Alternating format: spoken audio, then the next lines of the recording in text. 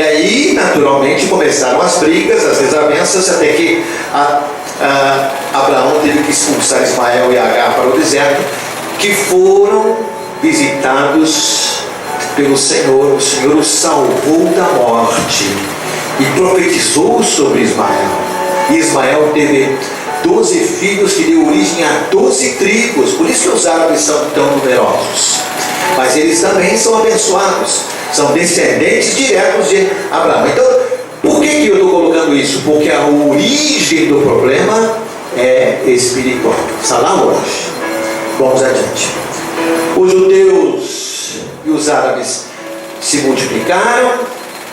Aí veio o Império Romano, dominou todas as regiões do Oriente Médio. Nós sabemos o que aconteceu, a profecia de Jesus se cumpriu. Os discípulos perguntaram para ele o que ia acontecer com o templo. Naquela época, uma das 7 maravilhas do mundo antigo. E Jesus disse: não vai ficar pedra sobre pedra. Essa expressão que hoje em dia nós usamos, as pessoas usam, os políticos usam. Mas quem usou pela primeira vez foi Jesus. Não vai ficar pedra sobre pedra. De fato, o templo, aquela maravilha, foi destruída pelos romanos. Os judeus foram levados cativos para todos os lugares do mundo. Mas eles sempre sonharam em voltar para Israel. Sempre. Eles até diziam nas suas reuniões em casa ou na sinagoga, eles diziam um para os outros: Bashaná Abará Pirushalayim. No ano que vem nós estaremos em Jerusalém. Era um sonho, era uma utopia. Eles estavam nos mais diferentes lugares do mundo. Como voltar para Jerusalém? Se Jerusalém tinha sido ocupada pelos turcos, pelos otomanos, depois passou às mãos da Inglaterra, até que veio o Holocausto na Segunda Guerra Mundial. 6 milhões de judeus foram trucidados durante a Segunda Guerra Mundial. A Segunda Guerra Mundial, nós sabemos, terminou em 45. Criou-se a Organização das Nações Unidas. Eram 56 naquela época. Hoje são 193 nações que se reúnem lá em Nova York, a sede das Nações Unidas, com vários órgãos, né?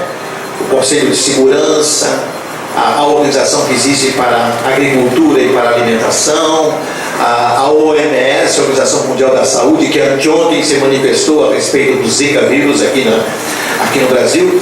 Várias organizações das Nações Unidas. São 193 países. Mas logo depois da Segunda Guerra Mundial eram 56 apenas, que decidiram fazer uma reunião para resolver o problema da Palestina e dar um lar para os judeus.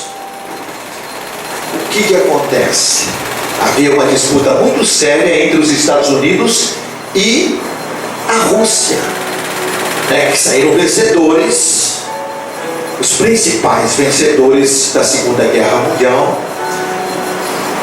Foi escolhido um Tércius, quer dizer, um terceiro homem, para presidir a primeira conferência das Nações Unidas, que era destinada justamente para resolver o problema da Palestina. Quem é que foi escolhido? Um diplomata brasileiro. Muita gente não ouviu falar nesse homem, mas muita gente ouviu. Oswaldo Aranha. Foi ele que presidiu a sessão da Assembleia Geral, da Conferência Geral das Nações Unidas em 1947, portanto, pouco tempo depois da Segunda Guerra Mundial, e que culminou, essa conferência culminou com a criação do Estado de Israel e com o projeto, pelo menos, a criação do Estado palestino. Foi a chamada partilha da Palestina, um Estado judeu e um Estado palestino. Os árabes e os palestinos não aceitaram a decisão. Vamos adiante. O que aconteceu? 47. Sessão especial da ONU, presidida pelo diplomata brasileiro Oswaldo Aranha, que era conhecido na época, não era qualquer um, veja bem, era já um diplomata conhecido como grande mediador. Era conhecido pela sua capacidade de diálogo. E é isso, veja, por que Paulo diz que todos nós somos diplomatas? Que nós temos capacidade de dialogar com as pessoas para aproximar as pessoas de Deus. Ele diz que nós somos embaixadores de Cristo Jesus. Cada um de vocês, eu, cada uma das senhoras, somos embaixadores e embaixatrizes de Cristo Jesus. Vocês já se perguntaram por que Paulo diz isso? Ele diz isso pelo menos 3 vezes nas suas cartas. Que nós somos diplomatas de Cristo, somos diplomatas do reino, somos embaixadores de Cristo Jesus. É porque nós aproximamos as pessoas de Jesus. Assim como aconteceu comigo, o pastor Samuel conhece, pastor Valdir Cohen, não é? Estou como embaixador de Cristo, para me aproximar do Senhor Jesus, logo no início da minha carreira diplomática. Esse homem era habilidoso, diplomata Oswaldo Aranha. A maioria dos brasileiros não sabe quem é Oswaldo Aranha. A maioria dos judeus e dos israelenses sabem quem é Oswaldo Aranha. Existe uma reverência deles para com esse homem, sabe por quê? Porque quando ele percebeu na conferência que não haveria espaço para a criação do Estado de Israel, ele suspendeu os trabalhos, ele suspendeu a sessão. Ele tinha poder para isso. E aí esperou que houvesse conversações de bastidores, quer dizer, por trás do pano, por trás dos holofotes. Esperou que houvesse conversações, e essas conversações foram decisivas. Quando ele sentiu que haveria então uma inclinação geral para a criação do Estado de Israel, ele restabeleceu a sessão, e na sessão foi de fato criando o Estado de Israel e naturalmente um Estado da Palestina. Criação de 2 estados, um judeu e outro palestino. Vamos adiante. Imediatamente os países árabes e os palestinos invadiram Israel, para não deixar que o Estado de Israel se concretizasse, se consolidasse. No dia seguinte, a partir os exércitos do Egito, Iraque, Líbano, Síria e Jordã invadiram a Palestina. A guerra de 1947 a 49, a primeira guerra que houve lá, foi vencida pelos israelenses. O conflito provocou o deslocamento de 900 mil palestinos, que hoje, depois da guerra dos 6 dias, eu já vou falar um pouquinho sobre isso, e da guerra do Yom Kippur, vou falar um pouquinho disso. Quer dizer, Yom é dia, e Kippur quer dizer arrependimento, dia de oração e arrependimento para os judeus. Constituem quase 5 milhões de refugiados palestinos dispersos pelos países árabes vizinhos. É um problema tremendo. Mas eles fazem parte da bênção de Abraão.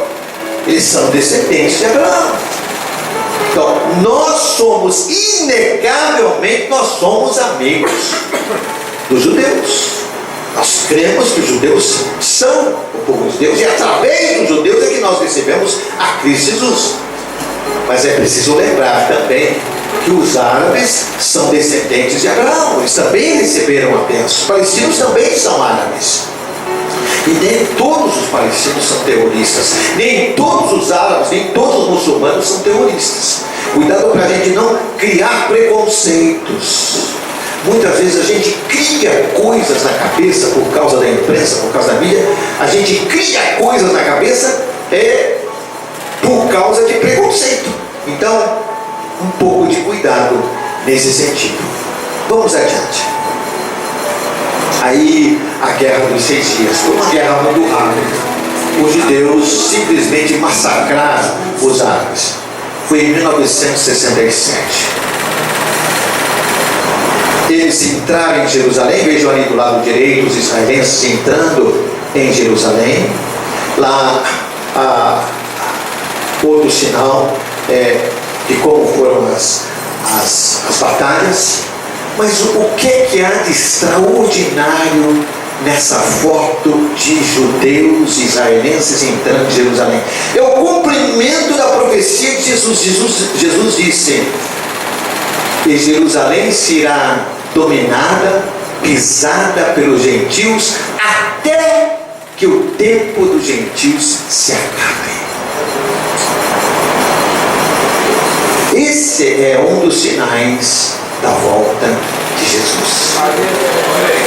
A restauração do Estado de Israel, 1947, foi.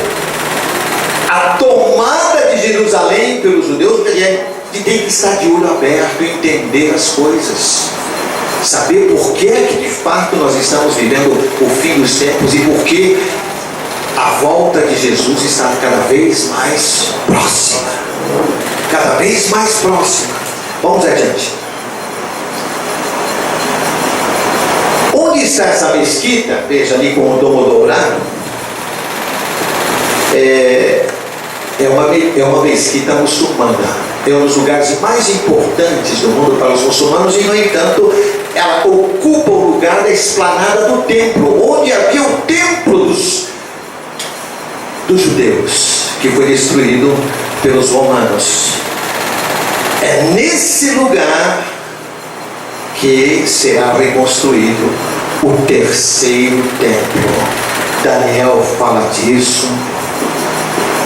Em Apocalipse fala também. É outro sinal.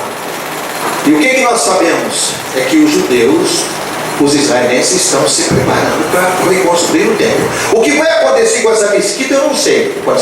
Pode ser destruída por um terremoto, pode acontecer alguma coisa, entende? Sei que naquele lugar ali, que é a esplanada do templo, vai ser reconstruído o templo. Vamos adiante. É outra foto, a outra parte. Vejam como está cheia de muçulmanos e eles estão orando lá provavelmente numa sexta-feira. O domo dela, as pessoas dizem que ela é recoberta de ouro. Não, é o contrário. Aquilo é uma pintura apenas, mas por dentro essa abóboda, esse domo por dentro é toda de ouro, mesquita toda de ouro. Da época de Omar, que foi um grande califa, um grande governante árabe. Vamos adiante.